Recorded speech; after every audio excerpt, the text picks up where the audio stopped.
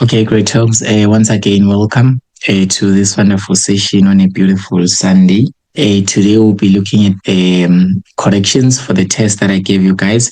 This test is actually a compilation of many previous question papers. I was just selecting the questions that I saw fit. Okay, but I urge you guys that you did the activities that I already gave you because those activities are different from what we have here. So let's just start with here, section A. So this is based on human response to the environment. So let's look first at section A. Section A, guys, is usually a multiple choice questions. It's usually 50 marks in total. In your actual exam, it's going to be 50 marks. But for this session, I just made it 10 marks alone. So let's start answering the questions. 1.1.1, what is the tough, non-elastic tissue that covers the outer part of the eyeball? What is the part, the tough non-elastic tissue that covers the outer part of the eyeball? Which one do you guys say it is? What part is that? Yes, Sophia? It's sclera. Yes, the sclera. Yes, exactly. The sclera, right? So I hope everyone, got the same thing. So yes, it's the sclera. Remember, guys, we said that the eyeball is covered by 3 layers. It is covered by the sclera, the choroid, as well as the retina. All right, and then the outer part, it is tough and it is non-elastic. The sclera is the white part of the eye. So it is tough, it is non-elastic, it can never stretch. So we are going to pick D as the answer because that's the sclera and that's 2 marks. And then let's just go to the second question. I will call it 1.1.2, though it's written 1.1.5 here.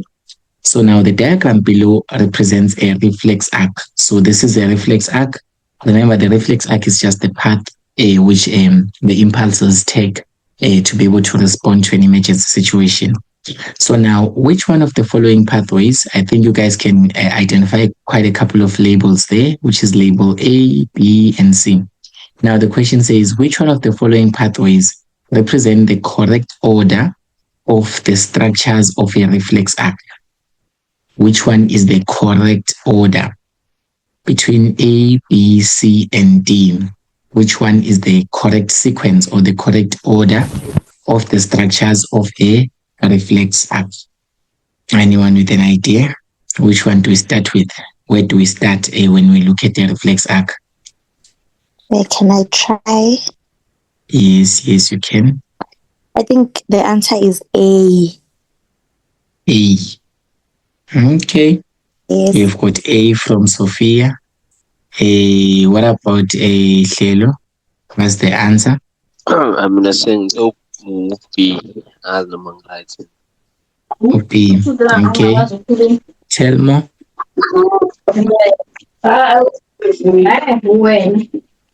Sir, I say B. You said B. Okay, so Hlelo and Telmo, we have got B.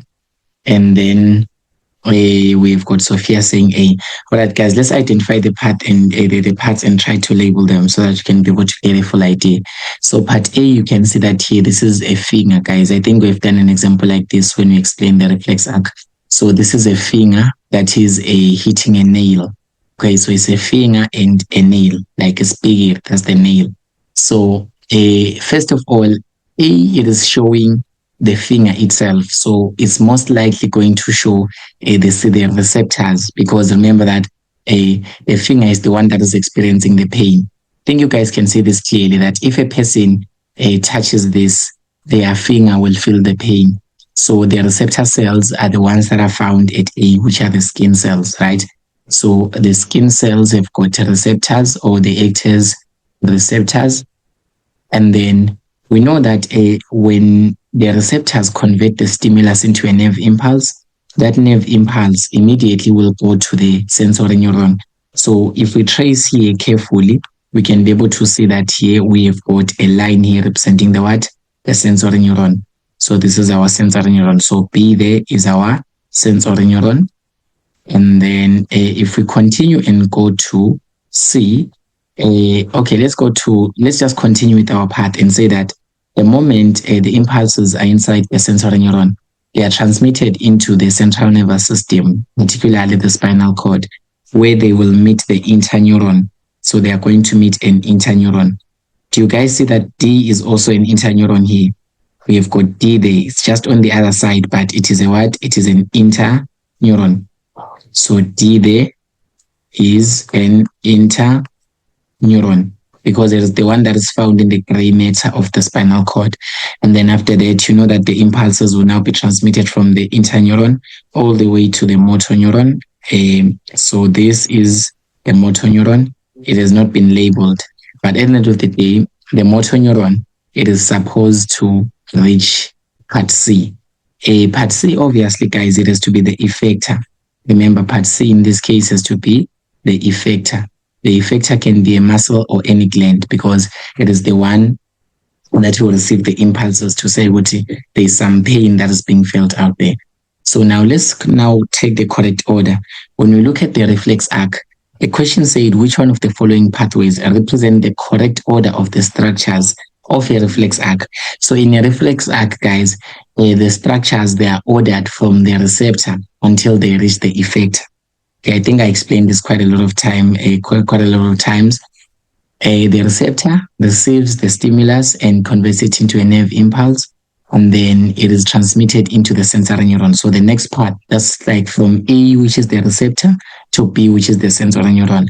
And then the impulses will travel and they will go to the spinal cord. The gray matter of the spinal cord, they're going to find an interneuron. In this case, the interneuron is given a label D. Guys, that interneuron, although it is found on the other side of the gray matter here, but it is an interneuron, so it is given a label D. And then the impulses from the interneuron will be transmitted to the motor neuron, and then they will go to an effector, which is C. So the order must be A, B, D, C. That's the correct order of the structures. When it comes to the reflex arc or the path that is taken by the impulse, it takes a path from what? It takes a path from A, goes to B, which is the sensory neuron, and then goes to C, which is the or goes to D, which is the interneuron, and then lastly goes to the effector. Okay, so now Leona says, if you choose C, will that be correct? The reflex arc, guys, doesn't go in reverse. The impulses, they move from their receptor until they reach the effector. So it's from their receptor until they reach the effector. So that is why we are taking in order. All the order that we're taking is from here, which is the receptor, which is A, going to B, going to D, the interneuron, and then C, the effector, leaving us with an option of B. Remember, guys, when the effector receives the impulses, it will just pull the muscles away from the pain, but the impulses will not reverse back to go back to the fingers using the same path. Now let's look at 1.1.3. In this case, it's labeled 1.1.5, but it's fine. This is a diagram that you are supposed to use to answer 1.1.3. This one, the structure of the brain. Okay, so this is the structure of the brain. All right. So, right. Oh, Leona, you're asking if you chose the conjunctiva in 1.1.1, would that be correct? Well, remember, guys, whenever we talk about the tough, non-elastic tissue, the one that covers the outer part of the eyeball, we're actually talking about the sclera, because we are having 3 layers in total: the retina, the choroid, and the sclera. All right. So lapaya for 1.1.1, Leona, it is we chose D, which is the sclera, because the sclera is the white part of the eye. Whenever you hear the term white and it is a tough, it is a non-elastic, meaning that it does not stretch. The conjunctiva, the one that you are asking, the conjunctiva is transparent. It's not white. Yeah, it's transparent, and it's just the covering of the front eye. It's just the outer covering of the front eye. It's just found just, I think, in front of the cornea, around those regions. But the sclera is the outer part. That is the outer white part that is covering the eye. Okay, so here, let's continue, go to 1.1.3. So you studied that a diagram of the brain.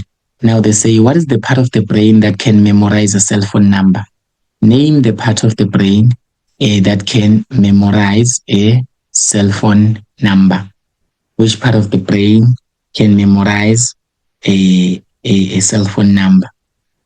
Which part of the brain can memorize a cell phone number? Yes, Lelo? Say cerebrum, say, which is would be cerebrum. Yes. So here, remember the cerebrum, guys, is the one that is used for memory. It is the one that remembers things. So whenever we talk about thinking and higher thought processes, such as remembering a cell phone number, we have to take the cerebrum. In this case, it's part B, right? So in this case, the answer part B is option C. So option C there represents part B. Okay, and then there's a question here in the comments that says, I think it's from Sophia. The question from Sophia here, you're saying, can the white part of the ear be opaque? Oh, well, the term opaque means it's not transparent. When you say that something is opaque, it means that it is not transparent. It means that it has got a color. You cannot see through it. All right. But when you talk about things such as the cornea, the lens, all of those, they are transparent. You cannot be able to, they look like glass. Okay, they look like glass. So you can be able to see the other side of the cornea. You can be able to see the other side of the lens. But the sclera, you cannot be able to see the other side of the sclera, because the sclera is the white part of the ear. That white part tells you that it is opaque. The term opaque means it's not transparent. In a literal sense, more like, kind of like it's not transparent. It has got a certain color. It does not look like a glass that allows you to see the other side. Is that clear, Sophia? Yes, sir. Thank you. You're welcome. And now let's go to 1.1.4, which is labeled as 1.1.6 here. Name and function of part D is the part D there that we have in here. What is it showing? And give its function. What's the correct answer? A, cerebellum secretes hormones. B, cerebellum coordinating all voluntary movements. C is spinal cord connecting the two hemispheres. And then D is corpus callosum. Yes, the Tandaza. Yes. Sir, I said it's B. It's B, right? It's the cerebellum, guys. You can see that it looks like a leaf shape. So that's the cerebellum.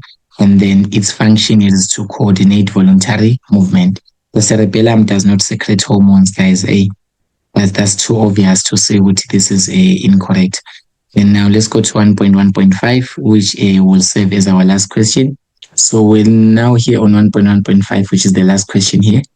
So now the last question here is saying how do the muscles control the constriction of the pupils?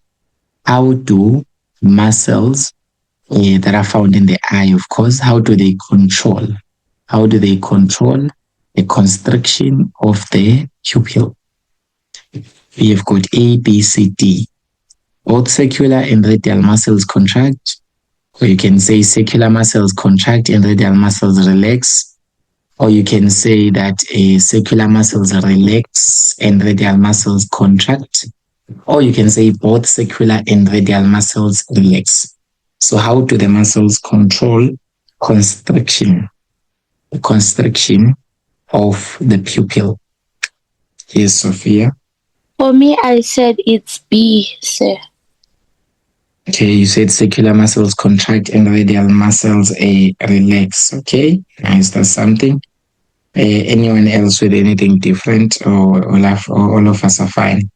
I suppose that all of you guys are fine. Remember, guys, the circular muscles, they're the ones that look like a round shape, right? They look like round shape. So basically, those circular muscles are the ones that actually control the pupil's constriction or dilation. So when those round-shaped circular muscles, when they contract, they actually make the pupil to become smaller, or they actually make the pupil to constrict.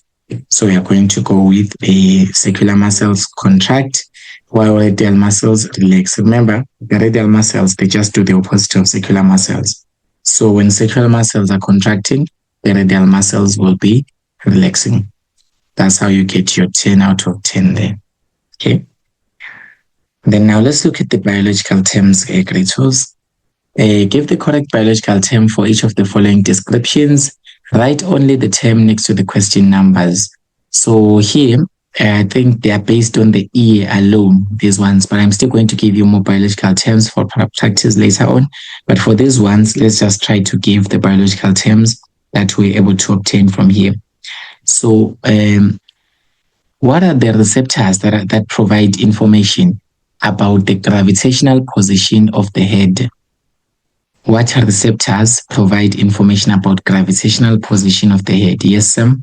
Semicircular canal. Receptors, guys, the term receptors. Remember, the receptors, they're the ones that receive the stimulus and convert it into the nerve impulse. Yes, this whole thing happens in semicircular canals, but what is the name of those receptors that detect the stimulus, which is the change in the position of the head? They are there are specific names for the receptors that provide information about the gravitational position of the head. When you tilt your head and you don't fall, what receptors detect the tilt of your head? Anyone else still remembers something like that? Now, guys, we talked about the receptors. We talked about balance. Which receptors did you say that they convert the stimulus into a nerve impulse? In this case, the stimulus is the change in the gravitational position of the head. When you tilt your head, which receptors did you talk about? Yes, Tandas? Maculae. Yes, it's maculae, guys. Don't forget, it's maculae. Remember, when your body changes speed and direction, the cristae is the one that is stimulated. Okay, so remember, for balance, there are two things. It can be speed and direction. When your body changes speed and direction, we know that what must happen there? The cristae in the semicircular canal must be stimulated. And then when it happens that your head changes the position, so when there's a change in the position of the head, okay, or when there's a gravitational, the change to the gravitational position of the head, then you need to think of maculae. These are the receptors, the ones that convert the stimulus into a nerve impulse. So maculae is found inside the vestibule, inside the circulus and the utriculus. And then 1.2.2, a small device that is inserted into the ear to drain fluids caused by a middle ear infection. What is that small device that we use? So what is that small device that we use to be able to drain some fluids that are caused by the middle ear infection? Yes, Lelo? Say a grommet. Yes, a grommet. And remember, guys, we said that the grommet is not used for anyone. It's used for young kids. Okay, because it's just a small device. So for it to be able to get inside your ear must still be small with a smaller part. Yeah, but when you grow up, you cannot be able to use the grommet. Then 1.2.3, what is the structure in the ear? So we're looking here for a structure in the ear that contains receptors that converts pressure waves into nerve impulses in the ear. What structure is that? The structure that converts the pressure waves to nerve impulses in the ear. Yes, Sophia. It's cochlea, sir.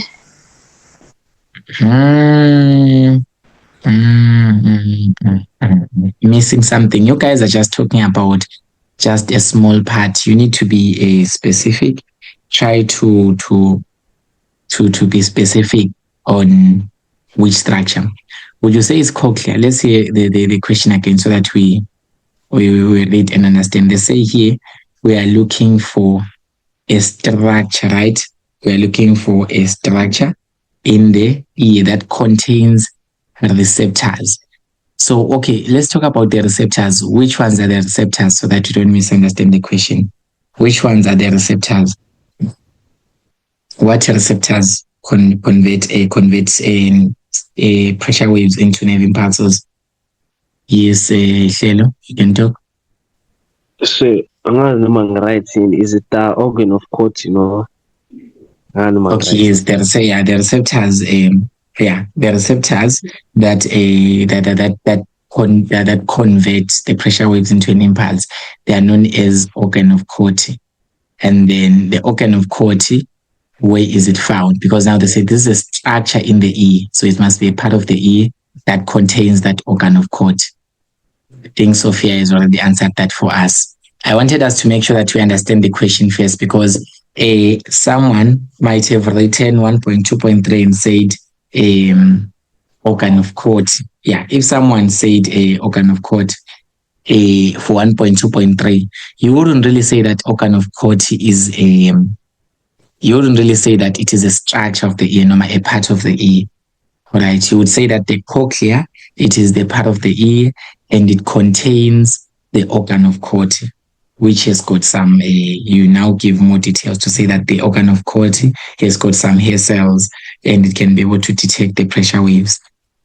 But basically the idea is here, you need to understand the question that we're looking for the structure in the ear. And as Sophia said, is the cochlea there. So it's very important for us to understand what the question is really asking us. A structure in the ear. Okay, again, now you hear the structure in the ear. We're looking at part of the ear, one of the parts that we labeled in the ear that absorbs excess pressure waves from the inner ear. Which part absorbs excess pressure waves? Yes, Leona? Round window. Yes, it's the round window. So that's your round window. The round window, it is the one that absorbs excess pressure waves so that we can prevent an echo or we can prevent some internal sounds. Okay. And then still we're looking for a structure in the ear as well, a structure in the ear that transmits nerve impulses to the cerebellum for balance of the body. Which structure transmits nerve impulses to the cerebellum? Yes, Sam? Vestibular nerve. Vestibular nerve? No, it's a vestibular. Like VI. VI? Yes, sir. Let me write it. VE, sir. VEST. VEST? IPULA. Nerve. IPULA. Guys, did you ever talk about a vestibular nerve anytime? Yes, Sophia? Yes, I said auditory nerve. Yes, guys. Yes, I don't know where you are getting those terms such as vestibular nerve. We use the term auditory nerve. Yes, I know it's referring to the same thing, but the term that we use to refer to it is an auditory nerve. Okay? It's an auditory nerve. So I'm just talking on the basis of the syllabus that we're using. On the basis of the syllabus that we're using, you don't call it the vestibular nerve, or you don't call it the, that's its other name. You can say vestibular nerve, its other name, or you can say it's vestibulocochlear nerve. But remember, guys, you guys are grade 12 learners and you guys are doing NSC curriculum. It's very important for you guys to use the terms that we use as well. Imagine if someone comes and said, maybe instead of saying that maculae, I'm sure 1.2.1, we said that the answer is maculae. If someone said a statocyst, what would you have said? Someone would be like, how surprised, what's that? But statocyst is just another name for maculae. So please, guys, try to use these terms that we are using. Is auditory nerve. That is the part that transmits the nerve impulses to the cerebellum for the balance of the body.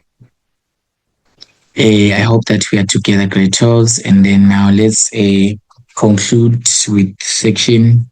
No, I didn't put A only, B only.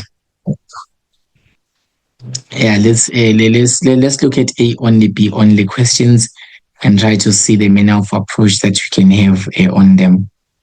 A only, B only questions. All right.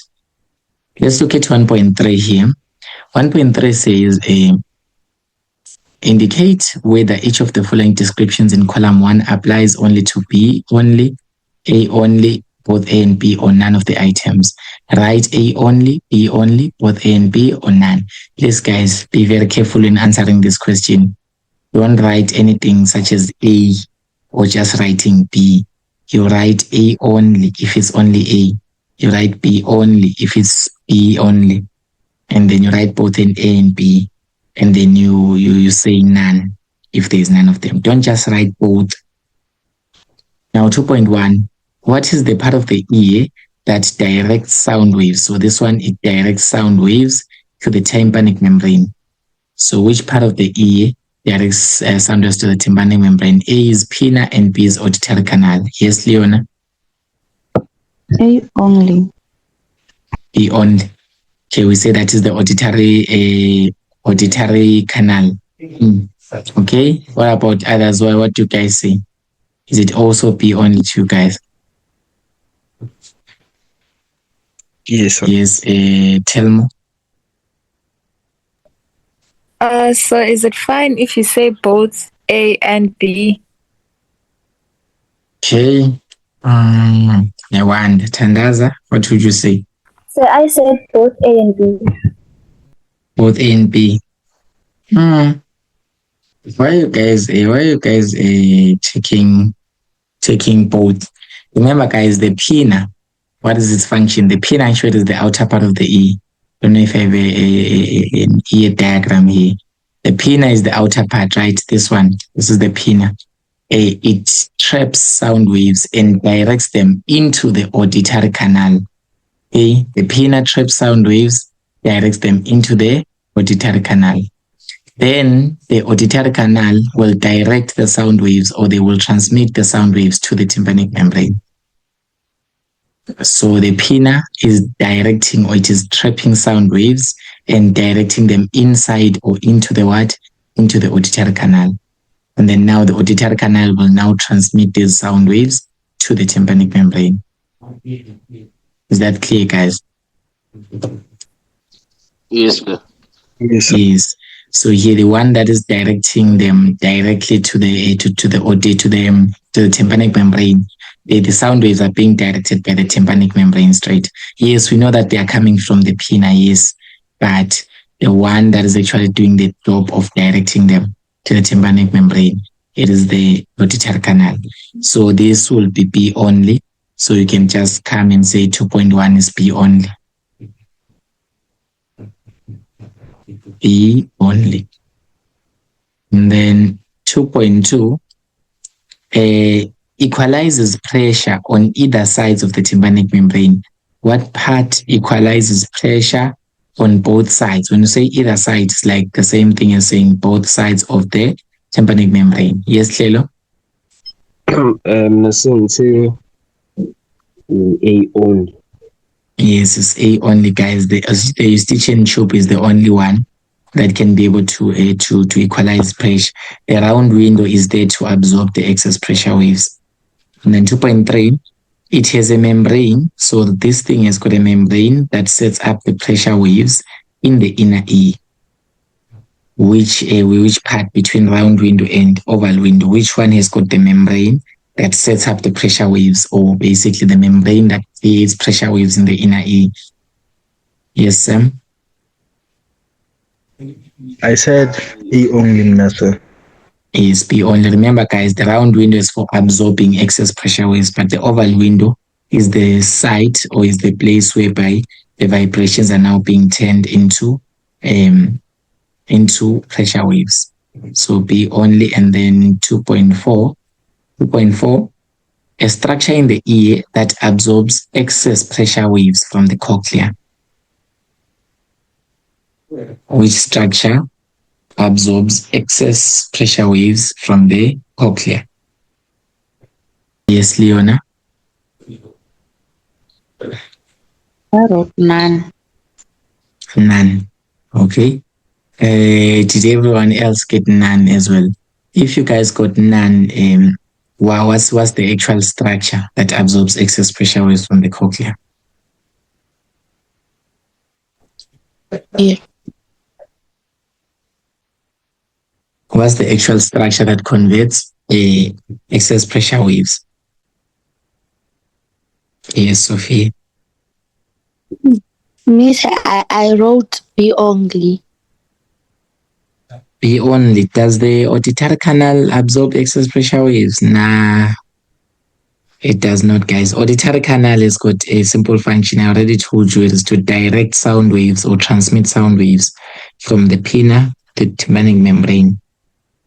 That is the function of the auditory canal. It does not absorb. It doesn't have anything that's absorbing. But yes, Tandaza, you are right. Yes, it's round window. The round window is the one that absorbs if there are excess pressure waves.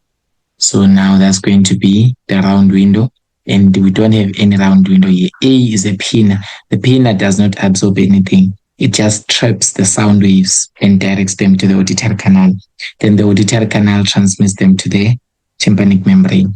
So you can say that there is no option there, 2.4. So you just write none. Don't write not A and B, just write none. Hey Lapo, I know that you've been enjoying this wonderful video and most likely you've been enjoying watching this handsome face in front of you, but sorry ladies, I'm taken. I just here to tell you that Educate is on the road to 100,000 subscribers by the end of 2025. So please click the subscribe button and click the notification bell so that you get notifications whenever I post new videos. I want you guys to pass. Okay, so if you make my dream true, I reach 100k subscribers, I will make your dreams come true. I will even get you to varsity. I will get you with 7 distinctions. Yes. So the question that I gave you guys in the eye here, what is it saying? It is saying the diagram below represents the structure of the human eye. So the diagram below is representing the structure of the human eye. So you can be able to identify and label a couple of parts there. I strongly recommend that you do that before you even proceed. But let's just try to see if we can get to the question and try to identify the parts. So 3.3.1 says identify the part A. Identify part A. Identify the part A. What is the part A, guys? From what you see here in the diagram, what is the label A? Yes, Clelo? The OA suspensory ligament. Yes, remember, A, guys, you can see that here, your A, it is actually holding something, right? Even on top there, we have got the same structure, similar structure, and then it is holding the lens. We know that the structures that are attached to the lens, or the structures that hold the lens to be in position, are known as the suspensory ligaments. So here they just wanted the name, so you just write suspensory ligaments. Suspensory ligaments. Okay. And then B, what is the part C? Identify part C. Yes, let's hear the part C from Leona. What is part C? Sclera. Yes, it is your sclera there. Remember, guys, the sclera is the one that is found in the outermost. So it is the outermost layer. So that's your sclera. So that is your sclera. Clean. 3.3.2. 3.3.2 says Michael pranks his friend Arabo. So Michael is pranking Arabo by using the flashlight on his phone. So by using the flashlight on his phone and unexpectedly flashing it into his eyes. So it's a prank where someone takes his flashlight on the phone and then he actually shines it on them, or he flashes it into someone's eyes. In this case, Michael is the one that is flashing the light in Karabo's eyes. So now the question is saying, describe how structure B will change in Karabo's eye. Describe how the structure B will change in Karabo's eye. Let's first start here before we proceed. What is structure B? The label B there, what structure is it showing? Yes, Sophia? It's an iris. Yes, is the iris, right? So structure B there, it is the iris. It is the iris. Remember, guys, the iris, it is the colored part of the eye, right? It's the colored part of the eye. So this is just like we are viewing the eye from the side view, like a cross-sectional view when you cut through the eye. But basically, this is the iris, the colored part of the eye. So having the iris, which is the colored part of the eye, remember, guys, that the iris or the colored part of the eye has got muscles on it, all right? It has got some muscles on it. What are the muscles that are found on the iris? What muscles are found on the iris? What muscles are found on the colored part of the eye? Is a Pauline? So is it the circular muscles? Yes, is the circular muscles and the radial muscles. So we've got circular muscles and radial muscles. They are all found on the iris. Guys, let's not get lost here on this structure, right? This is the side view or the cross-section, right?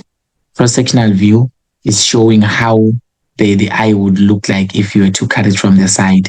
This same part, it is the same as the colored part of the eye, the one that looks black.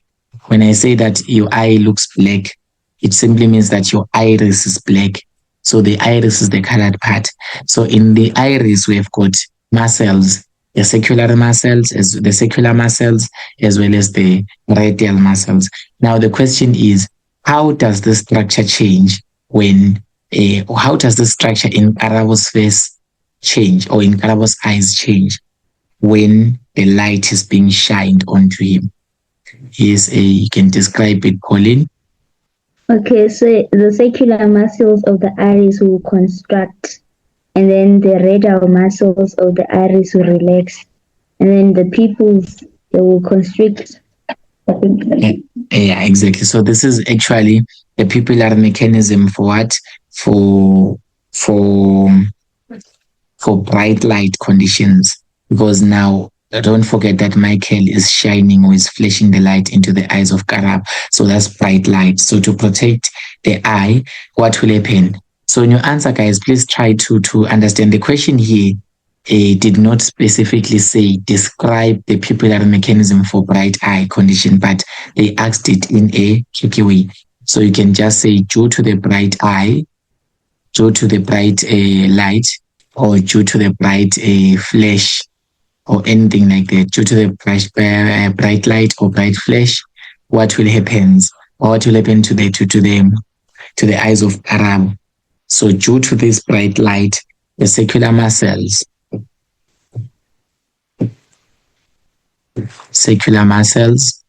what do? They contract. Circular muscles will always contract when there is bright light. Okay. And then when circular muscles are contracting, we know that the radial muscles relax. So we know that the radial muscles are relaxed.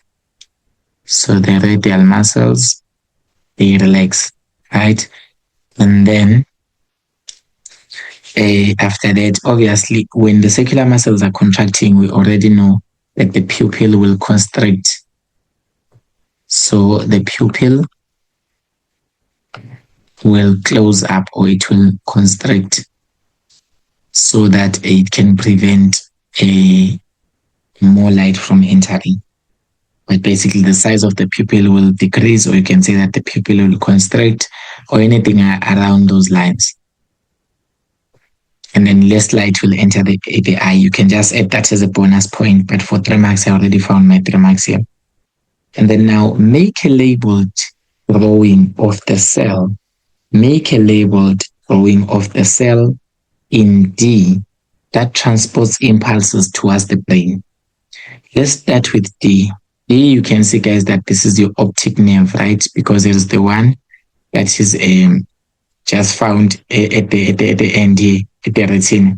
So the optic nerve, this is the optic nerve. Remember, a nerve is just some tissue that is made up of neurons. So make a label diagram of the cell in D.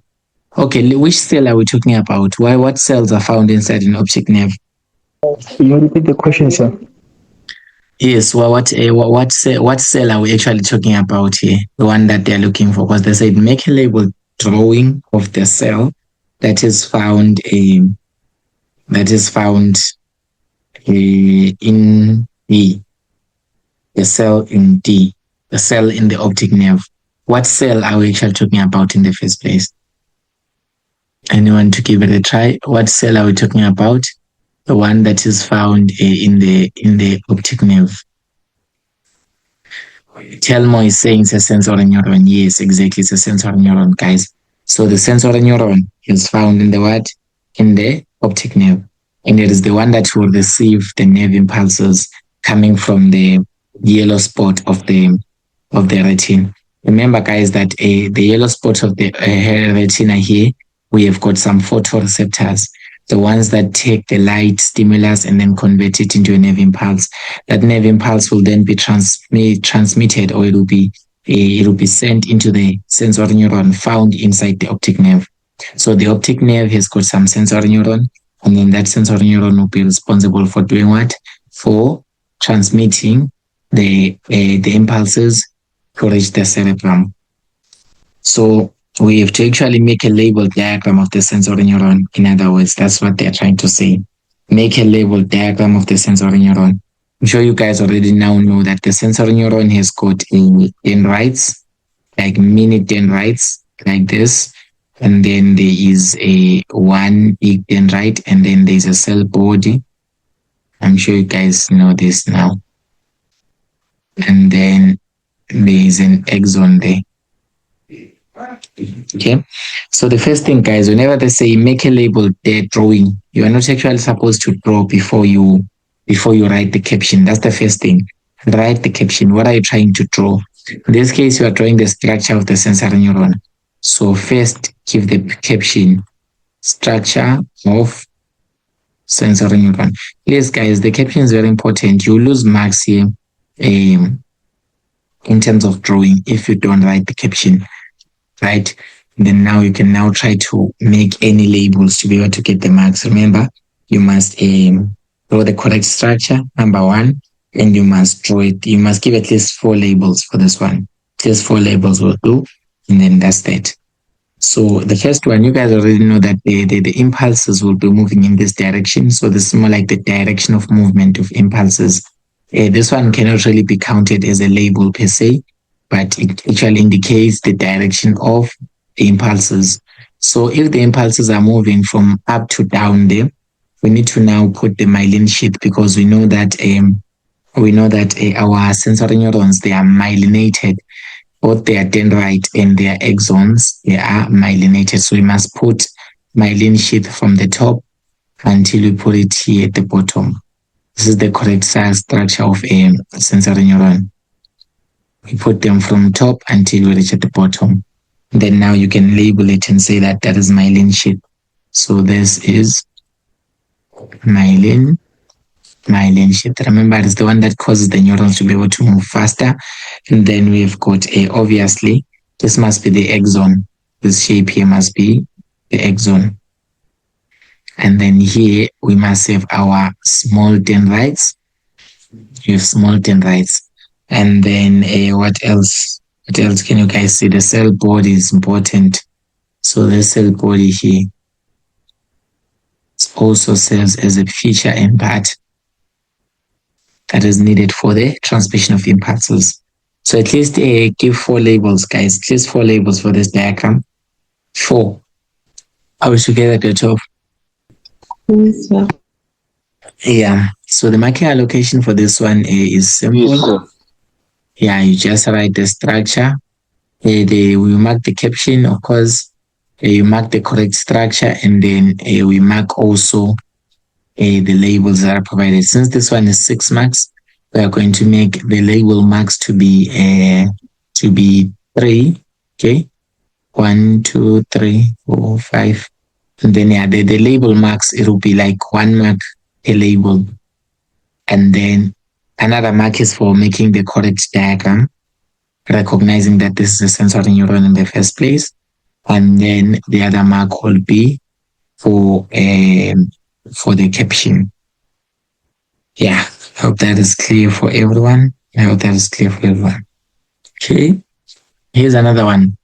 The diagram below represents a possible path followed by an impulse when a person touches a hot plate. So this one is a possible path that can be followed by an impulse when a person touches a hot plate stove. All right. Then now we've got a neuron B, neuron E. We have got a part G, part A, part F, and part C. All right. Now name the path represented in the diagram. What is the name of the path? The one that is followed by an impulse when a person touches a hot plate. What is the name of the path? Yes, Isn't it reflex arc, sir? Yes, it's known as a reflex arc. So we say it's known as a reflex arc. So the reflex arc is just basically the path that is being followed by your impulses to be able to respond. And then 7.2, identify the type of neuron represented by B, C, and E. Let us start with B. The neuron B, yes, Sam. Motor neuron, sir. Yes, that's your motor neuron. So motor neuron.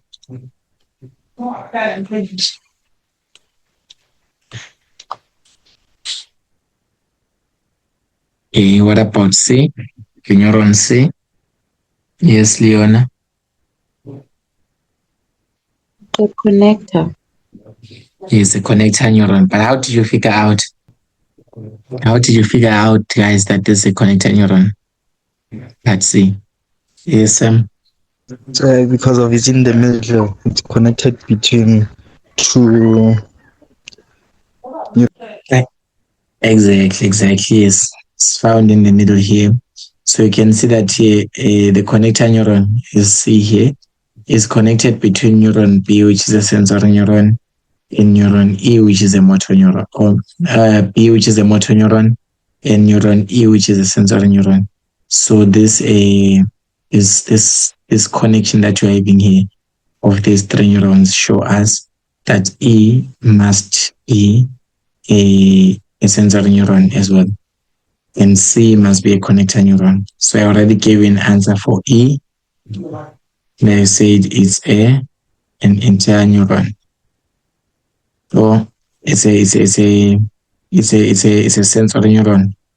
I think E is quite simpler to see, guys. E has got a cell body in the middle. We're just drawing the structure of a sensory neuron just now. So this one is a sensory neuron. Yes, Sam? So, sir, for C, if I said Mina, interneuron is still okay. I didn't hear you properly. So, sir, if for C I said interneuron is still okay. For C, you said interneuron, like the label. Oh, instead of saying connector, yes, it's the same thing. Connector neuron, guys, the interneuron is the same. Okay. Okay, 7.3 now. 7.3. If the letter only of the part that represents the receptor, just give the letter only of the part that is representing your receptor. Give the letter only of the part that represents the receptor. Yes, tell me. F. Why? So Why it's because it's on the sensory neuron, and is it the dendrites? It's the dendrites of the sensory neuron, and that's where you receive the impulses. Yeah, exactly. So the receptor, guys, how do we identify it? The receptor must be connected, or it must be in physical contact with the sensory neuron, because really the receptor, remember, is the one that is converting the stimulus into a nerve impulse, right? That nerve impulses will need to be immediately transmitted to the sensory neuron. So the fact that the neuron E, which is our sensory neuron, is directly connected to F, which is the receptor, then we can just say that A 7.3A, the receptor there, it is F, and then F. Okay. And then B, what about the effector? Which letter of the part represents the effector? Which part is an effector? Yes, Leona? It's A, sir. Yes, exactly. Yes, the effector there is A, because you can see that A here is connected to the motor neuron. We already identified that the neuron B is the motor neuron, right? So the motor neuron must be connected to the effector muscle or gland so that it can be able to send the message to the effector muscle or gland, causing it to be able to escape the situation. So we can just say that is going to be A. And then 7.4. Give the letter and the name of the region where the impulse is transmitted chemically. Give the letter and the name. 2 things, guys, 2 marks each. Give the letter as well as the name of the region where the impulse is transmitted chemically. Yes, Leona?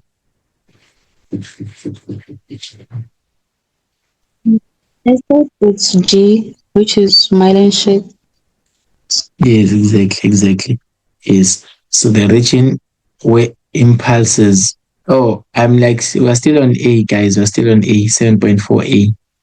Not the other part. The region where impulses, the letter in the name, guys. Not the other part. The region where impulses are transmitted chemically. Whenever we say that impulses are transmitted with the aid or with the help of chemicals, what region did you say that is? Yes, Leona? Isn't it D? Yeah, it's The enough. letter and the name, guys. The letter and the name. Yeah. Not just letter alone, guys. It's letter and names, 2 marks. You say D and then you give the name. D is the synaptic gap. Yes, it's D, synaptic gap. Exactly. It's D and then synaptic gap. Not the letter only, guys. I want us to get used to the way to answer.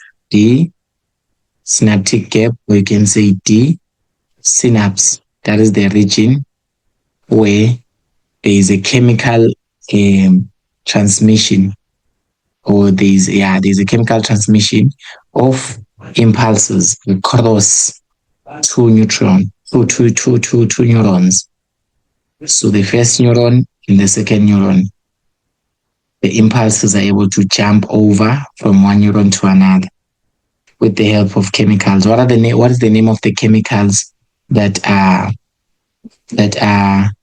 transmitting these impulses? What is the name of the chemicals that aid in the transmission of chemicals or in the transmission of impulses over a synaptic gap? What do we say the names of these chemicals are? Oh, we forgot. Yes, Tandaza.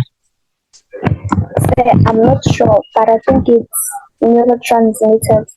Yes, it's neurotransmitters. The neurotransmitters are the chemicals that aid or that assist in the impulses being transmitted from the previous neuron to the next neuron over a synaptic gap. That is known as the neurotransmitters.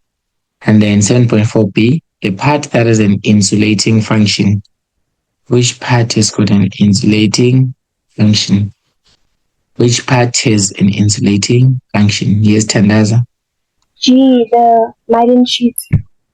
Yes, it is the myelin sheath. It's G, the myelin sheath. Because remember, guys, the myelin sheath, we said last time, the myelin sheath, it actually helps the impulses to be conducted faster. So in a neuron that is not myelinated compared to a neuron that is myelinated, the one that is not myelinated will have a slow speed of the impulses. But the myelin sheath insulates the neuron. It insulates the neuron so that there can be a maximum speed, or there can be a high speed transmission of impulses, or so that the impulses can be able to be conducted fast. Anything around those terms. Okay. Let's look at another one for the eye. The diagram below shows the structure of the human eye. Study the diagram and answer the questions that follow. So I think it's a similar diagram. Let's go to 2.1.1. 2.1.1. So they say the diagram here is showing human eye. Study the diagram and answer the questions that follow. Now 2.1.1. Explain the structural suitability of part C. Explain the structural suitability of part C. What are the structural suitability of part C? I think part C there, they only want one structural suitability, but part C here is just a small dent here that is found in the yellow spot of the retina. So what is the structural suitability of that part? Is anyone guys? C, what is C? Yes, Lelo? Usina we yellow spot. So I think the structural suitability I'm calling about the yellow spots has only cones and it is the region of the clearest vision. Exactly. So here, the structural suitability of the yellow spot of the retina. Remember, guys, the yellow spot of the retina, it is actually where the vision is translated from light stimulus to become a real vision that can be able to be interpreted by the brain. So here, part C, which is the yellow spot, it has got a lot of them. It's got a lot of photoreceptors. Examples of photoreceptors that we've got rods and cones. The ones that are used to be able to convert the nerve impulse, the stimulus, the light stimulus into a nerve impulse, and then send it to the optic nerve, and then to the cerebrum. So here, part C is a yellow spot. It contains, so in the answer here we see that part C contains a high concentration, contains a high concentration of photoreceptors. Just say photoreceptors, guys, because photoreceptors is referring to both things at once, two things at once. It can be rods or it can be cones. So it contains a high concentration of photoreceptors, which can be rods and cones. So that's the structural suitability. So since it contains these photoreceptors, they actually enable the conversion of light stimulus into a nerve impulse. So it contains high concentration of photoreceptors, which are the rods and the cones. And then 2.1.2. A man was looking at a distant tree and then decided to watch a TikTok video on his phone. So a man was looking at a distant tree, a tree that is far away, and then all of a sudden decides to watch TikTok on the phone. Identify the letter and the name of the part that will cover Identify the letter and the name of the part of the eye that will be adjusted so that he can be able to see his phone clearly. He was looking at I saw something far away. The tree was far away because they say a distant tree, right? But now decides, no man, I want to watch a TikTok video. I want to watch something closer to me. Yeah. So identify the letter and the name of the part of the eye that will be adjusted so that you can be able to see the eye clearly, to be able to see the TikTok video clearly. Yes, Sophia. It's a lens. Yes, it is the lens, guys. Remember, we say that the lens, it is the one that is transparent and it is allows light to pass through. Furthermore, it changes shape. That's another thing. So it allows light to pass through and then changes shape. In this case, our label A is the one that is showing us the lens. So A is the lens. Okay.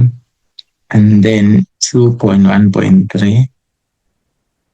The phone brightness setting was high while he was watching the TikTok video. Name and describe the mechanism of the eye that would allow the person to still be able to watch this video despite the brightness setting. So now this time, the brightness was now increased of the TikTok video, and it was very bright. Your brightness level is very high, but still the person is able to continue seeing the video clearly. Why is he able to see the video clearly even though there's a lot of light from the phone? Name, Pella, and describe, guys, which mechanism of the eye would allow the person to still be able to watch this video even though it is bright. Yes, the same. So isn't it the process of accommodation? Guys, accommodation, is it associated with brightness? Accommodation. Yes, Tandaz. It's a pupillary mechanism. Yes, pupillary mechanism. Guys, accommodation is associated with distance. Okay? If they had asked what would happen to his lens as he starts looking at a closer TikTok video than a tree that is far away, then you would have talked about a accommodation. But now they are talking about the brightness. That's what the question is saying. The phone's brightness setting is too high. Okay. Phone's brightness setting is too high. So this actually means that there's too much light coming from the phone for his eyes. Due to the brightness, we were talking about the brightness thing. To say whenever they talk about brightness, the mechanism of the eye that deals with the control of the amount of light that enters the eye is the pupillary mechanism one way, guys. Right? But the one that deals with the distance, it is the accommodation. But here, since it's only one thing that happened here. They say the phone brightness setting was high while he was watching the TikTok video. Okay, 2.1.2 first told us that this man was looking at a distant tree, but all of a sudden he started watching a TikTok video on his phone. So 2.1.2, we were still talking about the accommodation, and they asked us what letter and what is the name of the part that will be adjusted, and you say it is the lens. Good. 2.1.3 now continues and says now the phone's brightness setting was high while he was watching the TikTok video. The brightness setting was high, so there's bright light coming from his phone. Now name and describe the mechanism of the eye that would allow the person to still be able to watch this video despite the brightness setting, because the brightness setting is not blocking his eyes. He's still able to see. All right. So now what mechanism is that? Is pupillary mechanism. All right. That's the one that controls brightness and light conditions. And this one specifically, it is the pupillary mechanism for bright conditions. So when you answer, guys, it's better for you to just first write, this is the pupillary mechanism. Okay. You first write, this is a pupillary mechanism. Yes, the pupillary mechanism for bright eye conditions. Okay. Pupillary mechanism, because they say that here, name and describe. So the naming is 1 mark here. But even if they don't tell you to name and describe, as long as they want you to explain a process that happens here, just write the pupillary mechanism as more of a headline. Now, a pupillary mechanism, already discussed about it, guys. We say that during bright light conditions or due to the brightness of the TikTok video, so due to the bright light of the TikTok video,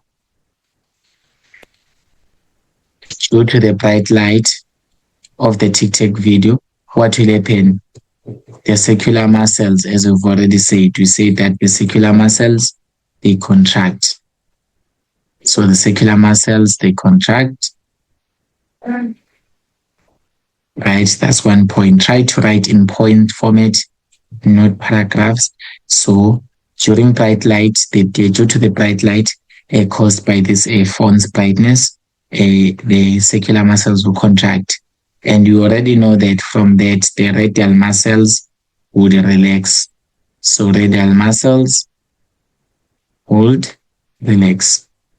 And then now, from that, you know that the pupil constricts. The pupil becomes smaller, or it constricts such that less light enters the eye. So less light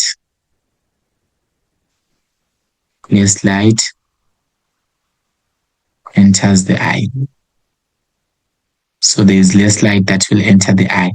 But the circular muscles contract, radial muscles relax, pupil constricts, and then less light enters the eye. So this is how you answer it. That is why the person is able to see properly. Okay. Are we together, Gretov? Yes, sir. Okay. Awesome. So with that in mind, 2.1.4. 2.1.4 says glaucoma is an eye condition. So glaucoma is a what? Is an eye condition. And this eye condition, let's just try to see what is it characterized by. So it is characterized by high pressure in the eye. So glaucoma is an eye condition characterized by high pressure in the eye. If left attended, so if you don't attend this glaucoma eye condition, you don't even go for a diagnosis or treatment. So if left untreated, it can damage the part that takes impulses. Now let's just highlight this.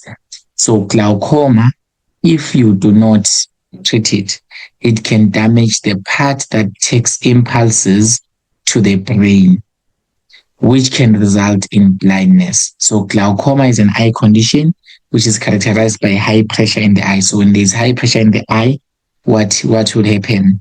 If you don't treat this high pressure in the eye, or if you don't treat this condition of glaucoma, basically the part that takes impulses to the brain will now be damaged, which can end up resulting into blindness. Now the question is, give the letter in the name of the part that can be damaged. Which part are we talking about here when you say that the part of the eye that controls the part of the eye that controls a thing can be damaged? Yes, Tandaza? The optic nerve. Yes, they say letter in the name, right? So you need to give both. So here, this is going to be the letter D, because the letter D here is showing here the optic nerve, right? So the optic nerve, it is the one that is the part that takes impulses to the brain or to the cerebrum of the brain so that they can be interpreted as vision. So if it happens that someone has got glaucoma and they do not treat it, the optic nerve will be damaged. So in this case, it's optic nerve. And basically, if they ask you a follow-up question, how would glaucoma, okay, listen to this question very carefully. How would glaucoma result in blindness? How can glaucoma condition result in blindness? This glaucoma condition, why would we say that it results in blindness? I repeat the question again, grade 12. If they were to ask you, explain how this condition given in 2.1.4, which is glaucoma, how does it lead to blindness? That's the question. Yes, Sophie. I'm really trying. I don't know. Yes, Okay. give it a try. High pressure in the eye damages optic nerve fibers. Mhm. Optic Mhm. carries electrical impulses from the retina to visual cortex of the brain. Mhm. Yeah, that's my answer there. Okay, maybe someone else would complete it for you. How does it link to blindness? Yes, Tandas. I'm not sure now, but I think if the information only transmitted from the eye to the brain, that's why it's gonna be. Yeah, exactly. So if someone does not treat glaucoma, then the optic nerve, as you've already said, that the optic nerve, it will be damaged. So basically, remember the optic nerve is supposed to take impulses to the cerebrum for interpretation as vision. So basically, all of this will not happen. So impulses will not be transmitted to the brain or to the cerebrum for interpretation. And this will actually lead to what? This will lead to blindness, because someone will not be able to see. Right, so that's how we tackle the activity, guys. Let's look at another activity as well that's interesting as well. The E activity. So we've got a smallangana extract here that you can read about the E first before proceeding. The extract here is saying hearing loss. That is the title of the extract. It says there are two main types of hearing loss. So we've got two main types of hearing loss. The type A hearing loss occurs when there is a blockage in the transmission of sound waves and vibrations through the outer as well as the middle ear.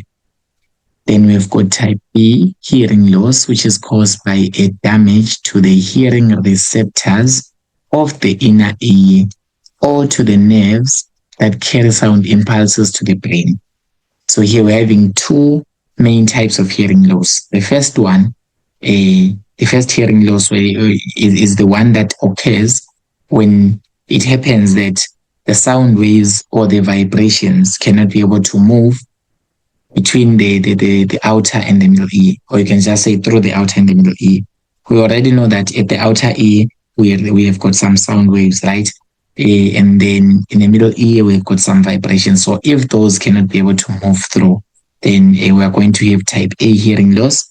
Whereas when you're going to have type B hearing loss, basically there's a damage to the parts of the inner ear, right? There's a damage to the hearing receptors of the inner ear, as well as the nerves that carry sound impulses to the brain.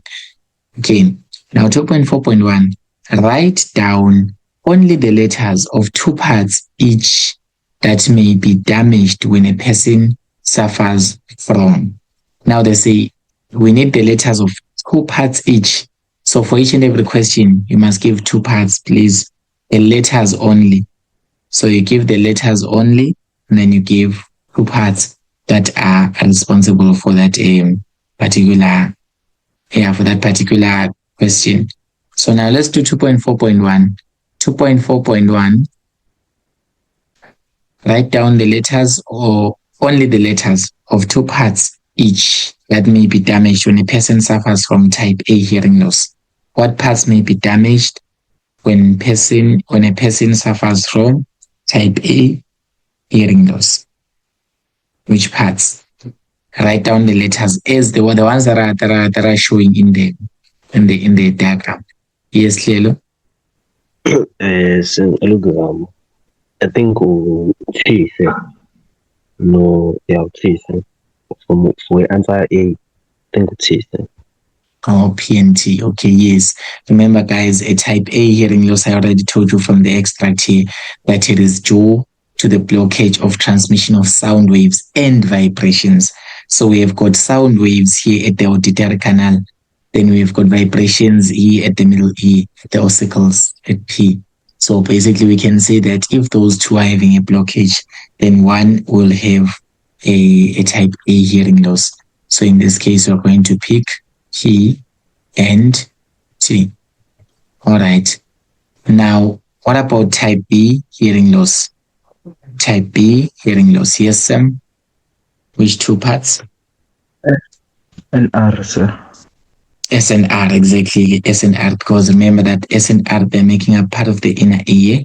Remember the type 2, the type B hearing loss, is caused by damage to the hearing receptors. All of the hearing receptors that are found here in the cochleus, which is S, and then they are transmitted. The impulses that are generated there, the cochlea, they are transmitted via this auditory nerve, which is a part R. So we can just say S and R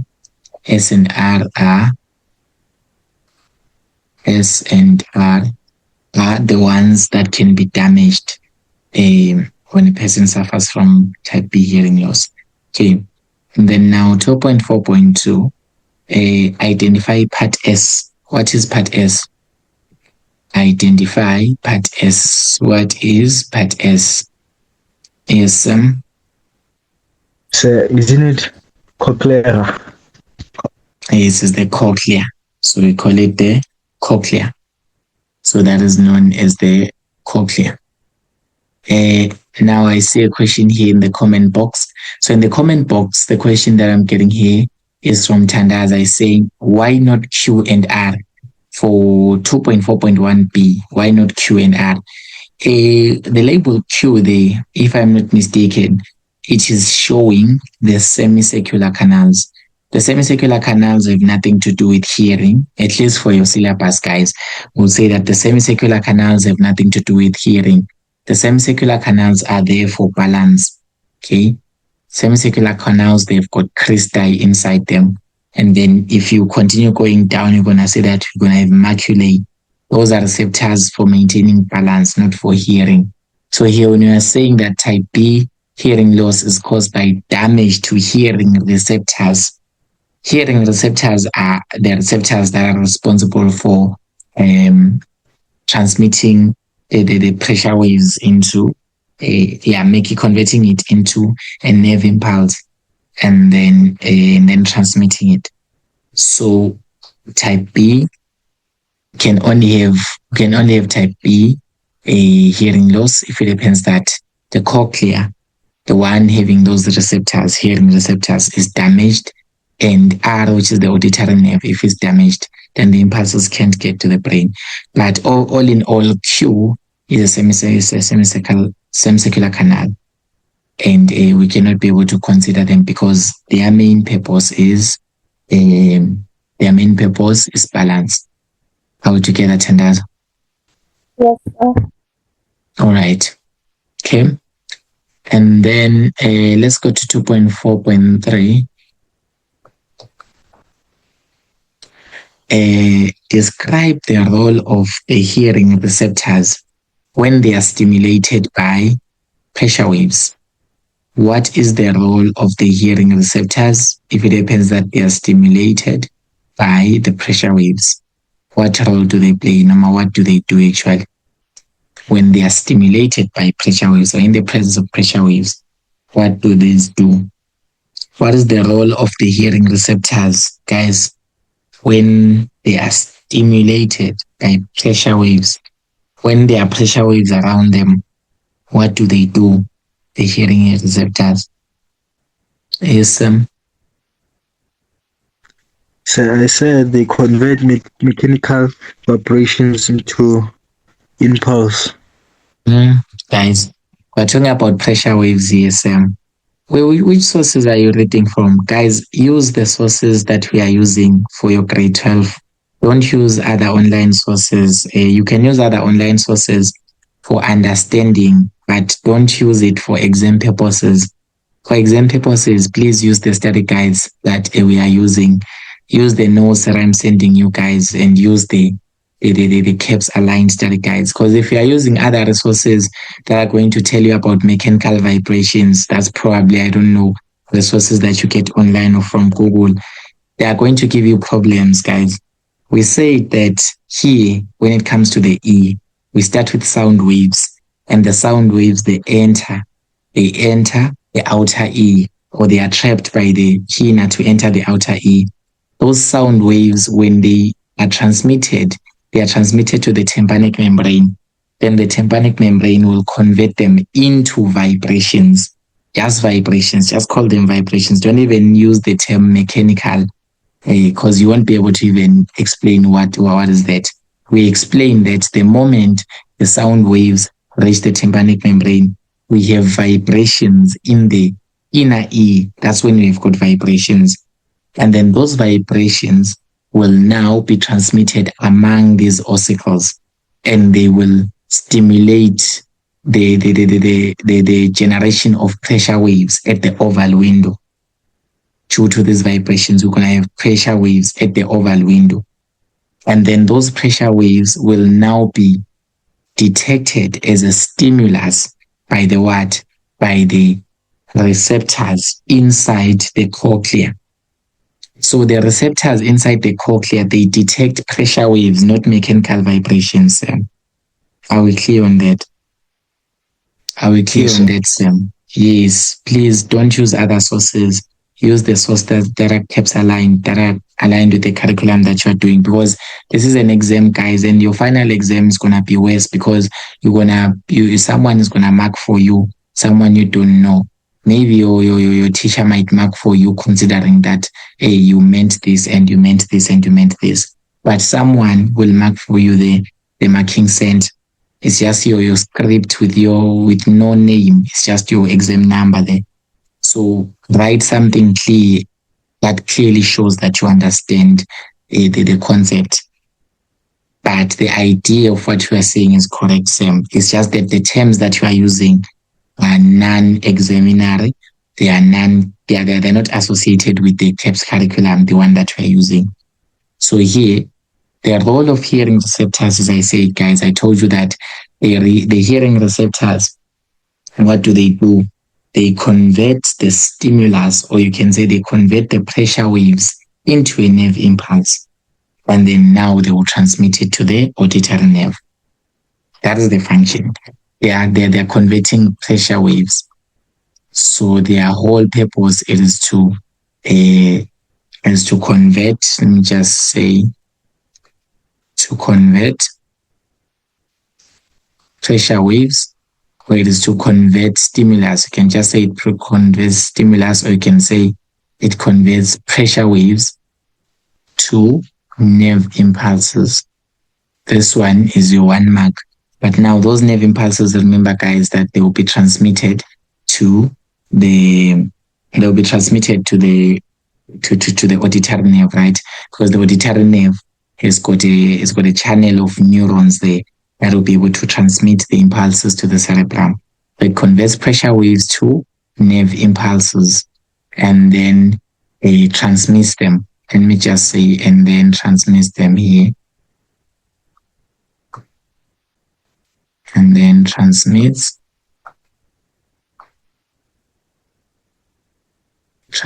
them into, or you can say transmits them to the auditory nerve. So the auditory nerve is the one that will receive this. As the diagram suggests, guys, you can see that from the diagram, the impulses are generated here inside the cochlea, specifically the organ of Cort. And then now when the impulses are now generated, they will now be sent to the auditory nerve. They will now be sent to the what? To the auditory nerve.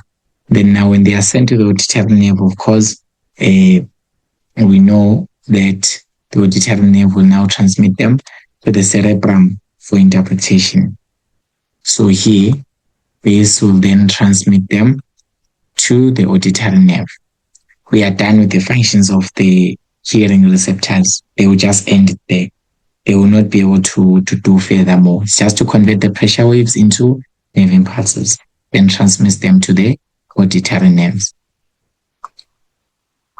Then 2.4.4. Explain why a person will suffer from hearing loss if the bones at P fused. Explain why a person will suffer from hearing loss if the bones at P are fused.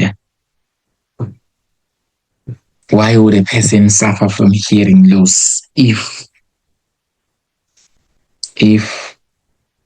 the bones at P are fused? Remember, guys, already identified, we already said bones at P are the ossicles, bones that are found in the middle ear, the ossicles. Now, why would a person suffer from hearing loss if it happened that their ossicles were fused together? Yes, Pauline? Because the structures will not be able to vibrate, and Yes, hence that's no the first vibration will thing. pass Okay, through the ear. let's start with number one. And then Let's start with number one. Okay, we say that if they are fused, guys, when something is fused, it simply means that it's kind of glued. It's glued, it's not free to move. So here, we are fusing the ossicles. The ossicles are being fused. So here, when the ossicles are fused, it means that they are not able to vibrate freely. You can just start with that to say that the ossicles, or you can say that at P, or you can say that the ossicles will not be able to vibrate freely. Will not be able to vibrate freely. Yes, you can continue, Pauline. And so, since they won't be able to vibrate freely, no vibration will be passed to the inner ear. Yes, And exactly. the cochlea will not be stimulated. And the Yes. organ of Corti, Yes. Exactly and around the that. organ of Yes. You can complete. and so the organ of Corti will not be able to transmit the sound waves into the impulses, and there won't be amplification. Yes. Well, the fact that the ossicles are not vibrating freely, we can just say that there is no amplification of sound waves here. There is no amplification of vibrations. There is no amplification of vibrations because the ossicles are not able to vibrate freely, right? Remember, guys, the main function of the ossicles is to amplify sound waves. It is to make sound waves, is to amplify vibrations, right? To make the sound to become louder. So basically, here, if the ossicles are fused to one another or fused together, they're not able to vibrate freely. So the first thing, there is no amplification of vibrations in the first place. And then now we can continue and say what you've already said, Pauline, and say if the vibrations are not amplified, we definitely know that there's going to be like no pressure waves in the inner ear. So no pressure waves, we can say there will be like a fewer pressure waves that will be formed or that will be generated in the inner ear. You can just say fewer, or you can say that there is no vibration, there is no pressure waves, of course. So here there is no pressure waves, or you can say there are fewer pressure waves that would be generated or that would be forming in the cochlea. So fewer pressure waves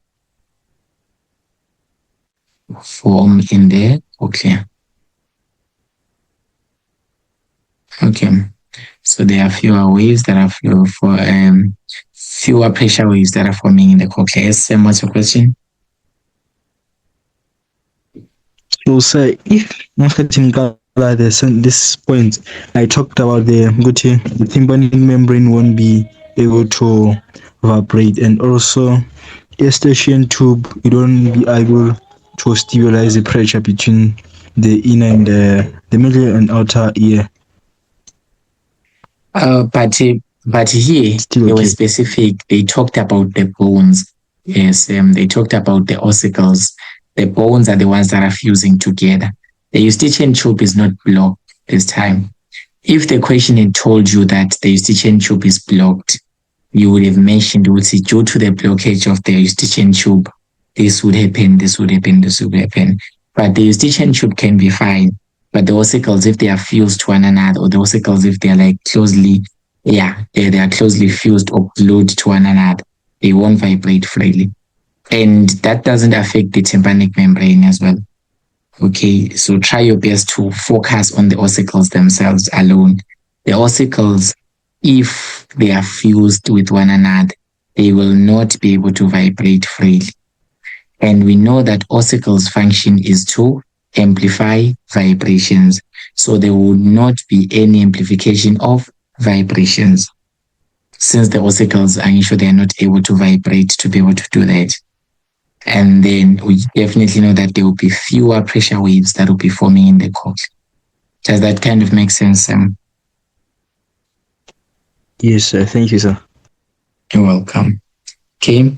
And then obviously, guys, if there are fewer pressure waves or no pressure waves, we can just say that fewer impulses will be generated, or fewer or no impulses, anything around that. So fewer impulses. So fewer impulses generated in the cochlea. So because really we don't have that much pressure waves, fewer impulses will be generated. We can just say that the receptors, they will not be able to be stimulated by these fewer impulses. And then eventually we definitely know that we're going to have like sound that has got a decreased volume. They told you are shouting and you are shouting, but the person cannot hear you properly. Especially the elderly people, that's what usually happens. But as long as you understand what we are doing here, the whole thing is to explain what would happen if the ossicles were to fuse, if the ossicles were to stay stuck with one another and they're not able to vibrate together, or they're not able to vibrate freely. Okay, let's do this short exercise also on the parts of the human ear as well. Just do it for the remaining time, because that's the last exercise for you guys there. Now the diagram below shows part of the human ear. You've got quite a couple of labels, guys. I won't go through them one by one because you guys already know them now. Identify the parts A. What is part A showing us? What is part A? Semicircular canal. Is a semicircular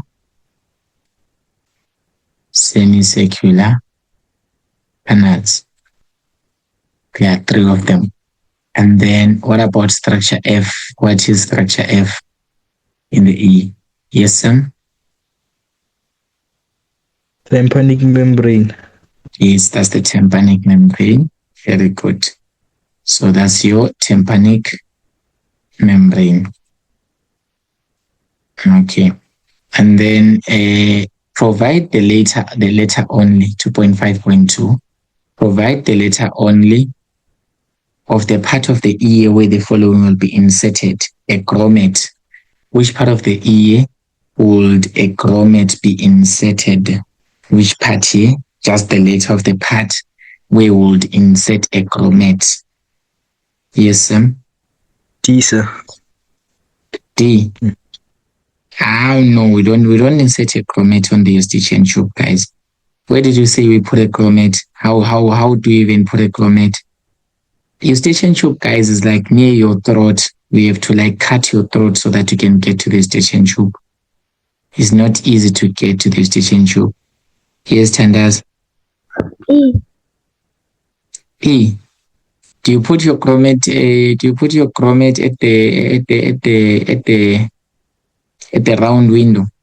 Guys, where do you put a chromate? I even told you guys practically last time how to insert a chromate. It's something that you can even do on your own. You don't even need to do surgery. You don't need to even go to a doctor or anything like that. Something that you can just insert. So which part there would you insert a chromate? Yes, Pauline. So is it not C? C. How guys? How can you do you guys even know where the tympanic membrane is? Where the oval window is? C is an oval window is very far. Remember, guys, the chromate you put it to drain the fluid. You put it to drain the fluid here in the middle ear, guys. You guys don't pay attention to the sessions that I give you. I tell you, and I told you multiple times, the middle ear infection means that we have got some fluid here in the middle ear where we have got ossicles here. Where do you put your chromate? Like, let's just be practical. If I give you a chromate in your mind, where are you gonna put it? Are you gonna like cut your throat to be able to put it there? Because those parts, they are inside. You cannot be able to get to the oval window easily. Which part can you easily get to so that you can insert a chromate? Yes, let's see. Yes, it's the tympanic membrane, guys. You guys, when you are removing dirt from your ears using maybe a pen or your earbuds, sometimes you touch the tympanic membrane, and sometimes you feel the tympanic membrane when you put maybe a pen or you put an earbud and you are trying to clean your ears. The tympanic membrane, you are able to feel it. Yes, that is the easy. That's the only easiest part to get to the. Otherwise, you cannot get to the eustachian tube. You cannot get to the oval window, the round window. All of those are parts that are so internal, so far away. And then provide the letter only of the part of the ear where this will be inserted. A cochlear implant. Where would you insert? Where would you insert a cochlear implant? Yes, Pauline. Sorry, it was a mistake. Okay, anyone else? Where do you put a cochlear implant? Yes, Leon. B, sir. Yes, it's B. Guys, it's a cochlear implant. It's like you are doing you are implanting, okay, you are doing a heart transplant. For example, you replace your heart with another heart. Where would you put the other heart? You put it where your heart was, right? Yes, you're doing a cochlear implant. But you also connect it outside. You also connect it to your head such that it's visible outside, but your is being implanted inside. It's actually a cochlear implant, so you are just putting an artificial cochlears there. And then 2.5.3, let's just answer quickly, guys. 2.5.3, how does the function of part C and E differ? Part C and E, what is their difference?